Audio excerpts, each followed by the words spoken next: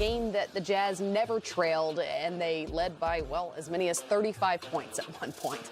Welcome back into our NBA TV studios. This is Game Time, presented by Kia. I'm Kristen Ledlow, alongside a couple of coaches, and Sam Mitchell and Lloyd Pierce. Now, the Jazz eliminate the Grizzlies 4-1, the only game that they don't win. Of course, the one that Donovan Mitchell is not in the lineup, and unsurprisingly, Coach Pierce, he had 30 points, 6 rebounds, and 10 assists in this one. That's what you expect from your best player.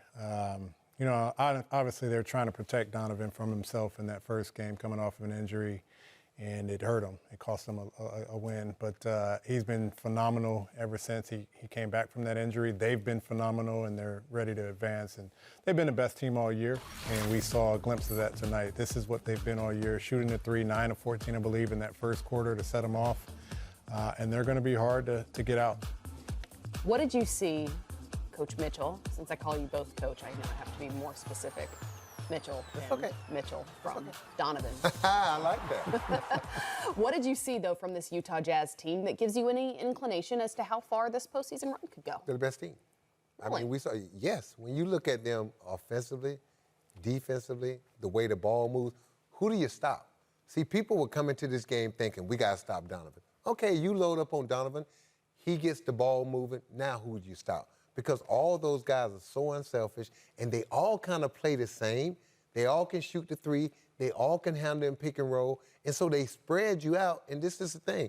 They're not looking for shots. They're going to turn down an average shot for a better shot and a better shot for a great shot. That's just how they play. The only guy that kind of takes off on his own and allowed to go one-on-one and do some things is Donovan Mitchell. So when you play that way, and then you got that guy 7'3" Gobert in the back, anchoring your defense and putting pressure on the rim in that pick-and-roll offense, it is going to be tough because they're not going to change how they play. And Utah may be the one team, Coach. We've seen this in playoffs in the past. Teams go 0 for 23, 0 for 26, 1 for 25 in certain situations.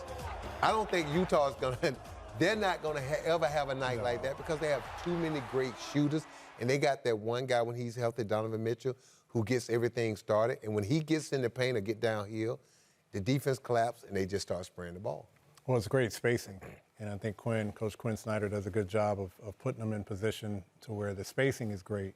And all of their guys are capable of putting the ball on the floor. Bogdanovich, Jordan Clarkson, Donovan Mitchell, Mike Conley, Joe Ingles.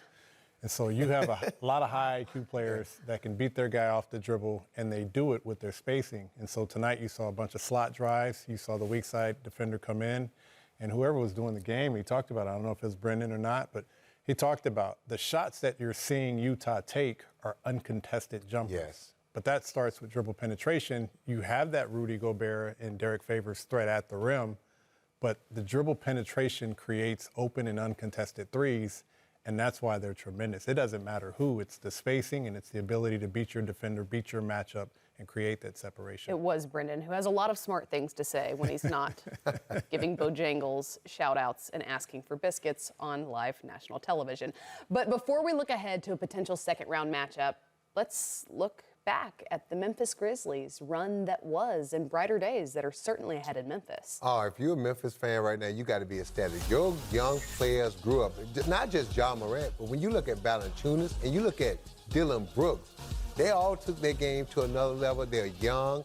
They have a young coaching staff, and this team is on the rise because the thing that I like about Memphis, even though they're a decade removed from that grindhouse that we're used to, they still draft and recruit the same type of players. And so when you come to Memphis in that city, they have that mentality. Ja Morant, Valanciunas, Dylan Brooks.